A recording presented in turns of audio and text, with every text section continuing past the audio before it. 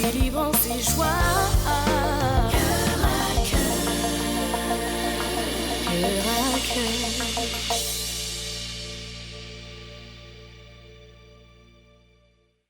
Bienvenue, chers internautes, sur le plateau de Cœur à Cœur. Donc, nous sommes dans notre programme Envie de rêver.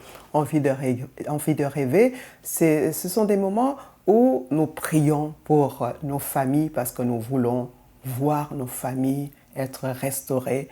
Nous voulons que la famille redevienne cet endroit où on éprouve la joie, où on a du bonheur à se retrouver ensemble. Alors, pour toutes les questions, pour tous les contacts, vous pouvez nous joindre à cette adresse, donc cœur à cœur 7 à commercial-gmail.com. Et le numéro de téléphone par lequel vous pouvez nous joindre, c'est le 514-716-2577. Donc, je reprends cœur à cœur 7 à commercial-gmail.com. 514-716-2577. Alors, aujourd'hui, nous allons parler d'une chose et qui va d'abord paraître comme une question qu'on se pose à tous. À quoi ressemble ta famille? À quoi ressemble ma famille? Alors, nous allons prendre un texte biblique. Le texte biblique est toujours un peu notre point de référence pour que nous puissions voir que dans la Bible, on peut toujours retrouver dans la Bible certaines choses que nous vivons et qui paraissent parfois, on se dit, oh non, est-ce qu'on est seul à pouvoir vivre ces choses? Alors si nous allons dans Genèse 25 au verset 28, la parole de Dieu déclare, Isaac aimait Ésaü parce qu'il mangeait du gibier et Rebecca aimait Jacob. Alors voilà une famille biparentale, une famille normale, où il y a un père, il s'appelle Isaac, il aime Ésaü, et la maman, Rebecca, qui aime Jacob. Alors, qu'est-ce qu'on peut faire comme commentaire avant d'attaquer ce qui se passe justement dans la vie de quelqu'un qui vit une situation dans sa famille? Alors, faisons un petit point. La famille joue un rôle significatif pour la majorité des jeunes. La famille peut avoir un impact majeur sur la façon dont tu te sens par rapport à toi-même et ta vie en général. Les relations avec les membres de ta famille vont évoluer avec le temps, particulièrement jusqu'à ce que tu deviennes un adulte. La structure où tu vis, ça peut aussi changer. Les familles peuvent faire face à des défis, à des conflits, mais peu importe ce qui se passe, n'oublie pas que tu n'es pas seul. La famille, justement, c'est le lieu où nous ne devons pas nous sentir seuls. C'est le lieu où nous devons nous sentir, comme nous le disons tantôt dans les autres émissions qui sont passées, c'est un lieu de sécurité.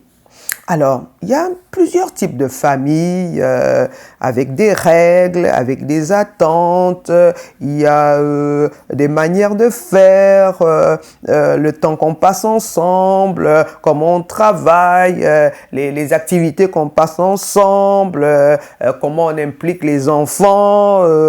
Donc, vous voyez, il y a tellement de choses qui peuvent avoir de l'influence dans le comportement d'un membre de la famille, des jeunes, surtout les jeunes. Donc ici, aujourd'hui, nous avons le cas de Roméo. Roméo vit justement dans une famille où son père et sa mère ont été des parents responsables, d'après ce que lui-même nous dit. Il a 3 frères, mais il se sent mal aimé. Alors, justement, lorsqu'on voit le cas d'Ésaü et le cas de Jacob, on se rend compte ici que, voilà, il y a Ésaü qui était aimé par le père Isaac et il y avait Jacob qui était aimé par Rebecca. Donc, Roméo se trouve dans un cas de figure où il sent qu'il était mal aimé. Donc, ça fait qu'aujourd'hui, il repose un peu tout là-dessus. Non, sa vie n'a pas progressé. Pourtant, c'est pas faute d'avoir eu tous les moyens.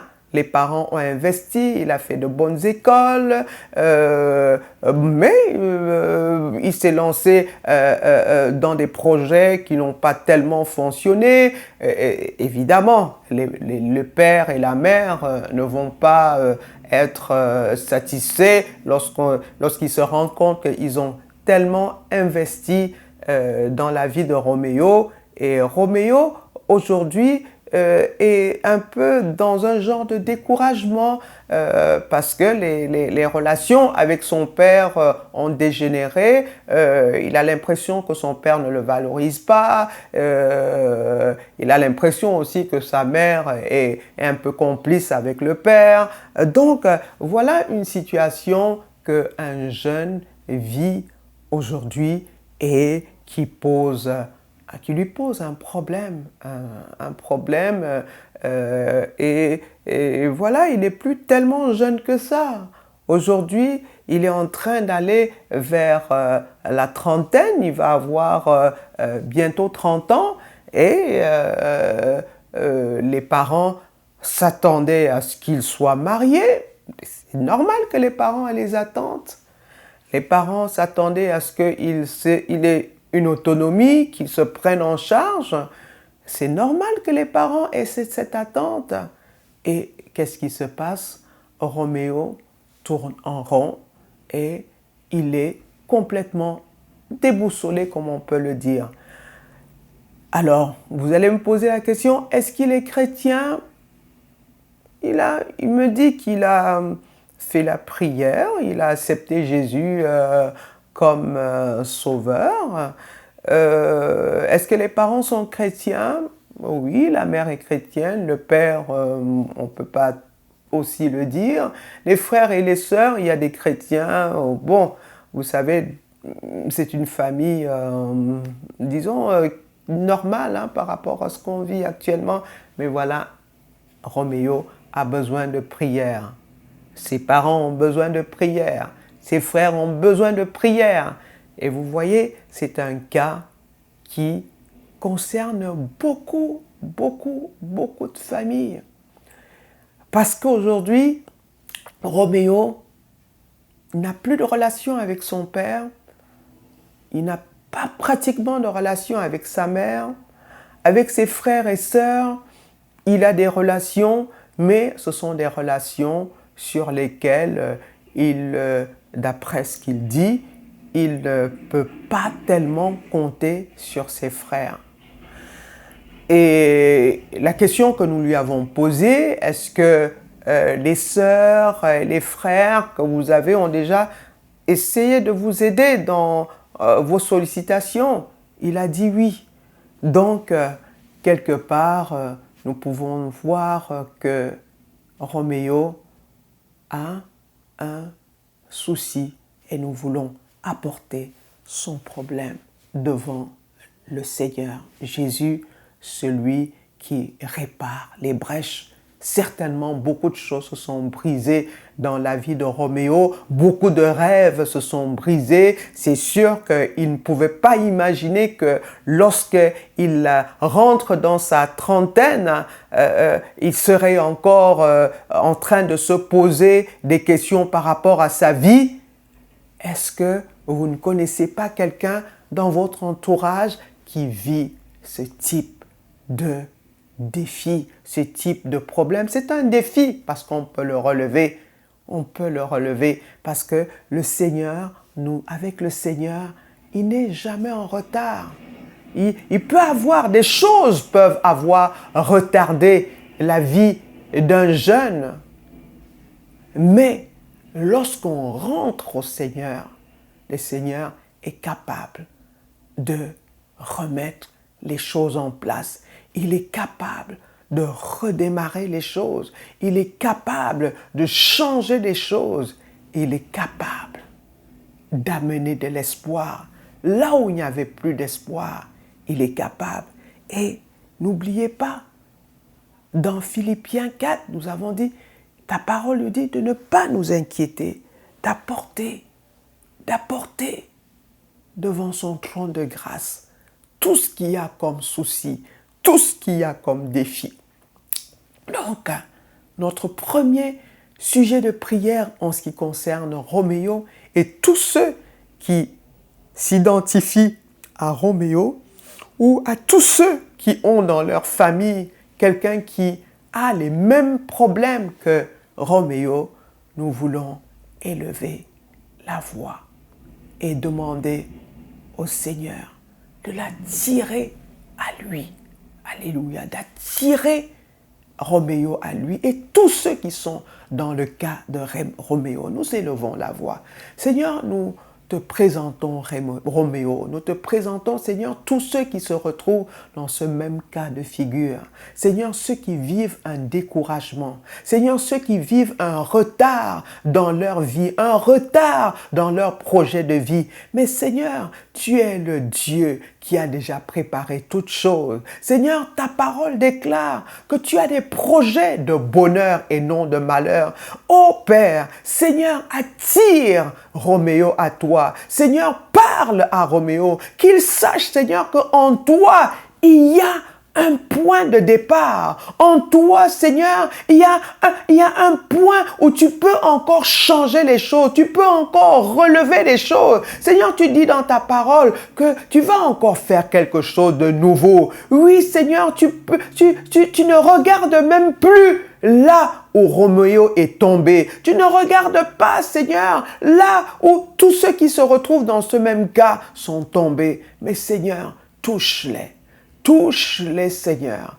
Touche-les, mon Dieu. Seigneur, agis dans leur vie afin qu'ils reviennent à eux-mêmes, qu'ils reviennent à toi. Ça me ramène dans l'histoire du fils prodige. Il avait dépensé tout ce que son père lui avait donné. Il avait pris son héritage. Il s'agit justement de ce jeune qui avait pris son héritage et il est allé au loin. C'est un peu la situation de Roméo. Tout ce que les parents ont investi en lui, il n'en a rien fait. Et aujourd'hui, il se retrouve sans pratiquement rien. Mais dans la parole de Dieu, en ce qui concerne le cas du fils prodige, vous pouvez voir dans Jean 15, lui, qu'est-ce qu'il a fait? Il est revenu à son père. Il est revenu à son père et nous voulons prier afin que l'Esprit de Dieu touche, que l'Esprit de Dieu touche Roméo, qu'il revienne déjà à lui, qu'il rentre chez ses parents, qu'il revienne au Seigneur, qu'il cherche le Seigneur. Pendant qu'il cherche le Seigneur, qu'il rentre aussi chez ses parents. Seigneur, touche ceux qui se retrouvent dans le cas de Roméo. Seigneur, parle à leur cœur. Seigneur, qu'ils reviennent à eux-mêmes, qu'ils reprennent conscience. Oui, Seigneur, tu l'as fait, Seigneur, pour ce fils. Tu peux le faire, Seigneur, pour Roméo. Tu peux faire, Seigneur, pour tous ceux-là qui sont tombés dans des erreurs, pour tous ceux-là qui ont mal tourné, pour tous ceux-là qui ont engagé des projets, pour tous ceux-là, Seigneur, qui ont pris une orientation qui ne les ont pas bénis. Seigneur, qu'ils reviennent à eux. Seigneur, touche-les qui reviennent à eux. Touche-les, Seigneur, touche Roméo qui reviennent à toi, Seigneur. Seigneur, nous avons vu que lorsque, Seigneur, tu touches un cœur, ce cœur, et que ce cœur revienne, tu répares. Nous avons vu comment la vie de ce fils prodige a été réparée. Nous avons vu Seigneur, comment tu lui as enlevé les vêtements, les vêtements qui amenaient le malheur pour le réhabiller. Nous avons vu, Seigneur, comment tu lui as remis des chaussures pour mieux évoluer dans la vie. Nous avons vu, Seigneur, comment tu l'as réinstallé dans l'autorité. Seigneur, tu peux réinstaller tu peux réinstaller Roméo, Seigneur, en situation d'homme qui est fier de lui. Tu peux le faire. Fais-le, Seigneur. Touche un jeune, touche une jeune. Seigneur, touche-les afin qu'ils sachent qu'auprès de toi, Père, on peut encore trouver la vie, on peut encore trouver le réconfort, on peut encore avoir une autre opportunité. Parce que Seigneur, tu es le Dieu de l'opportunité. Jésus, tu es le Dieu de l'opportunité. Merci Père, parce que tu le fais dans la vie de Roméo. Merci Père, parce que tu le fais dans la vie de tous ceux-là qui, à un moment donné, ont été désorientés. Père éternel, nous te bénissons, nous te rendons toute la gloire dans le nom de Jésus.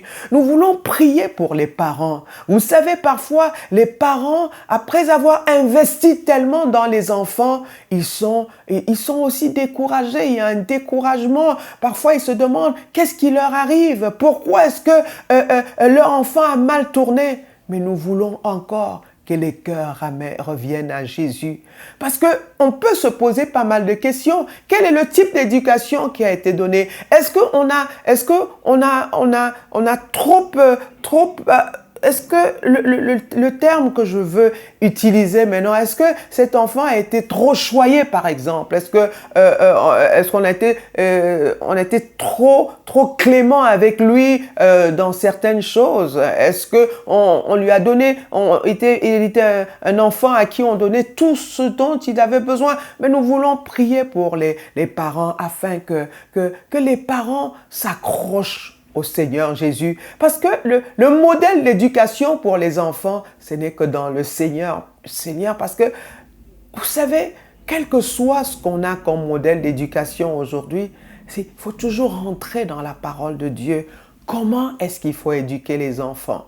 Et si vous allez dans Proverbes, vous allez voir qu'il y a des points spécifiques sur l'éducation des enfants.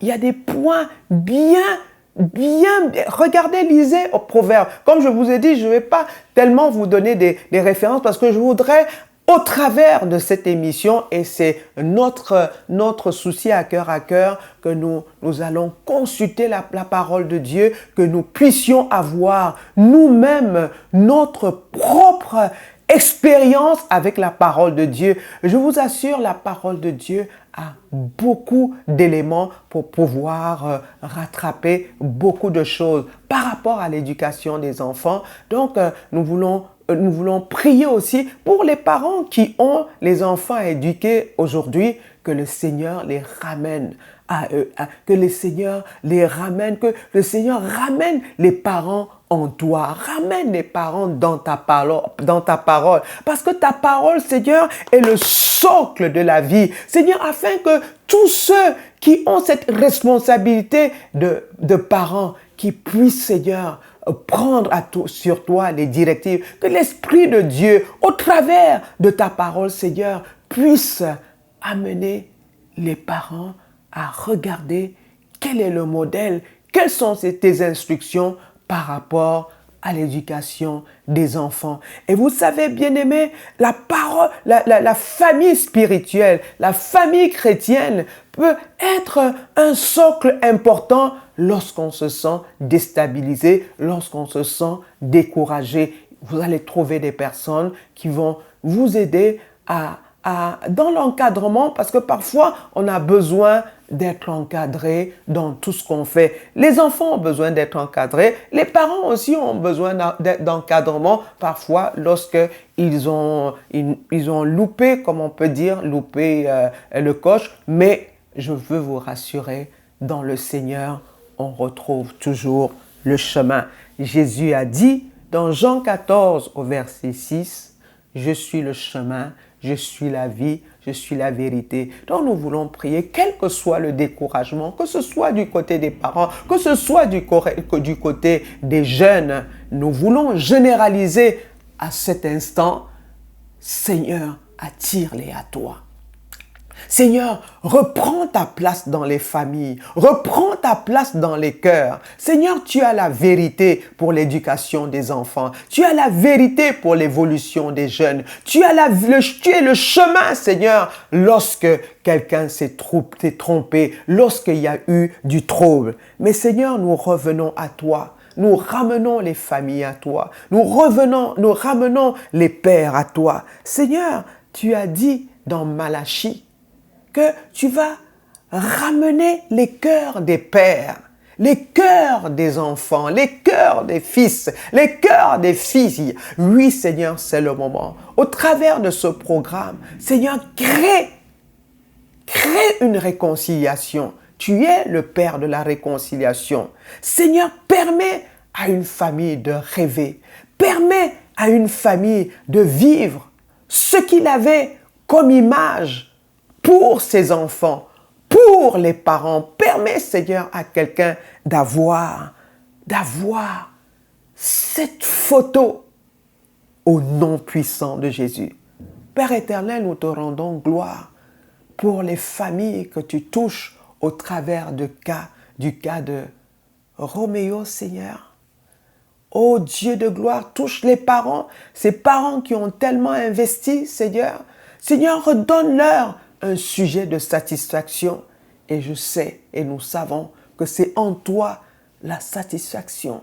Parfois, on compte tellement sur ce qu'on a donné sur le plan matériel, mais on oublie que parfois, il y a le volet spirituel qui vient nous amener à pouvoir aller en profondeur afin de réussir le plan de Dieu pour nos enfants. Amen. Donc, le dernier point de prière, nous voulons élever la voix encore pour Roméo, afin que Roméo, qu'il puisse rentrer dans la parole de Dieu, qu'il puisse regarder qu'est-ce que le Seigneur prévoit pour lui. Parce que dans le Seigneur, on retrouve la force. Dans le Seigneur, on chasse le découragement. Vous savez, l'ennemi est là. L'ennemi, c'est qui? C'est toutes ces pensées qui viennent nous accuser, qui viennent nous montrer plutôt l'échec, qui ne nous montre plus l'espoir, qui ne nous montre plus l'espérance. Parce que lorsqu'on a l'impression d'avoir mal tourné, tout de suite, on se questionne, on se dit, on ne vaut plus rien, on se dévalorise. Mais nous voulons prier afin que dans le Seigneur, il retrouve sa place, que dans le Seigneur, il retrouve une autre vie. Alléluia. Seigneur, nous te présentons Roméo. Seigneur, qu'il retrouve en toi la joie, qu'il retrouve en toi la valorisation. Seigneur, tu es venu nous valoriser. Tu es venu, Seigneur, essuyer nos échecs. Seigneur, tu es venu effacer nos offenses. Dans Éphésiens 2, vous pouvez le voir. Nous étions disqualifiés, mais à cause de l'amour du Seigneur, il nous a repositionnés. Oui, Seigneur, donne à Roméo et à tous ceux qui se retrouvent dans ce cas-là de se repositionner. Dans le puissant nom de Jésus-Christ, nous avons élevé la voix. Amen.